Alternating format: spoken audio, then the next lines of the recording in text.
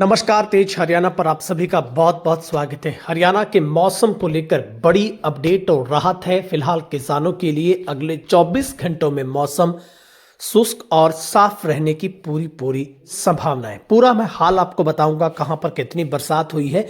मगर अगर आप पहली बार चैनल पर आए हैं तो तेज हरियाणा को फेसबुक पर अभी फॉलो करें, इंस्टाग्राम पर भी फॉलो करें और यूट्यूब पर भी हमें आप सब्सक्राइब करना ना भूलिएगा। हरियाणा के कई जिलों में आज घना कोहरा छाया है।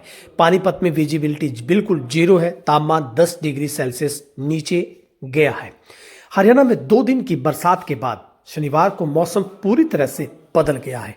प्रदेश के ज्यादातर जिलों में सुबह से घना कोहरा छाया है। दिल्ली, चंडीगढ़ बेल्ट के सोनीपत, पानीपत जैसे शहरों में भी विजिबिलिटी ना के बराबर है। इसके साथ ही हिसार, फरीदाबाद, फतेहाबाद, भिवानी, नूंह, गुरुग्राम में जबरदस्त धुंध छाई है। 19 और 20 मार्च को जो एक्टिव पश्चिमी विक्षोभ के कारण 2 दिन तक प्रदेश में करीब 180 मिलीमीटर बारिश दर्ज की गई। तापमान में 8 से 10 डिग्री सेल्सियस की गिरावट दर्ज की गई।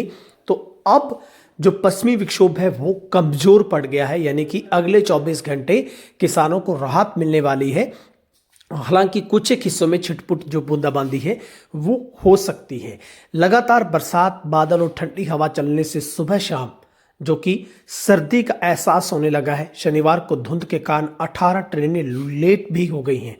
मालवा एक्सप्रेस 4 घंटे तो वंदे मातरम भी करीब 20 मिनट देरी से चल रही है। हिसार की बात करें, सोनीपत की बात करें, भिवानी की बात करें, यहाँ पर घना कोहरा छाया हुआ है।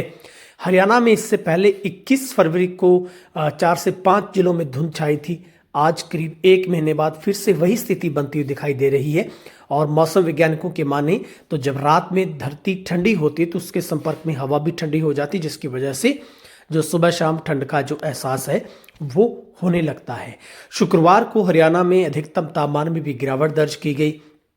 पश्चिमी विक्षोभ से हुई बरसात और घने बादलों के कारण दिन का तापमान सामान्य से काफ़ी नीचे पहुंच गया था।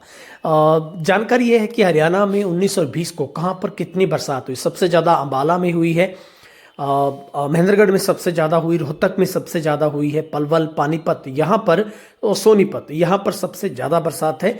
जबकि सिरसा की बात करें, करनाल की बात करें, आप जींद की बात करें, यमुनानगर की बात करें और अंबाला, हिसार यहाँ पर कम बरसात है वो देखने को मिली है।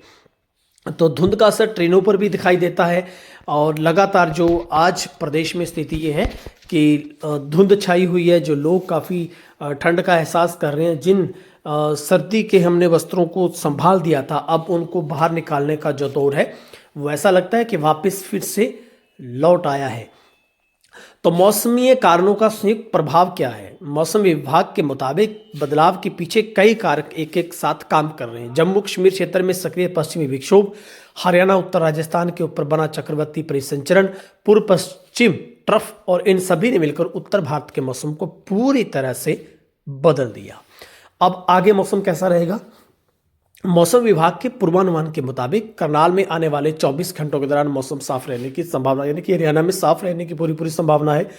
हालांकि बादलों की हल्की आवाजावी बनी रह सकती है, लेकिन बरसात की संभावना फिलहाल नहीं है।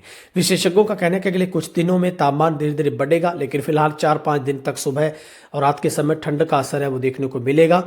दिन का तापमान मिड 20 डिग्री के आसपास रहेगा, मार्च के सामान्य तापमान से, जो कि कम है। तो मार्च में भी सर्दी की वापसी से लोग बिल्कुल चौंक गए हैं, क्योंकि आप यकीन नहीं कर पाएंगे कि अब जो मौसम में तब्दीली नज़र आ रही है, जिसकी वजह से ओपीडी हॉस्पिटलों में बढ़ रही है, खांसी, जुकाम और बुखार के मरीजों की संख्या बढ़ रही है, क्योंकि जैसे जैसे अचानक मौसम बदला तो उसका असर सीधा शारीरिक गतिविधियों के ऊपर भी पड़ा है। लेकिन किसानों की कहीं ना कहीं सरसों की जो कटाई के साथ साथ उसको निकालने की प्रक्रिया थी वो लेट हो गई है। कई जगहों पर बरसात और हल्की हवाओं की वजह से कणक बिछी है, तो उसकी जाहिर सी बात है कि थोड़ा असर जरूर पड़ेगा, कंबाइन चलाने में मुश्किलात होगी।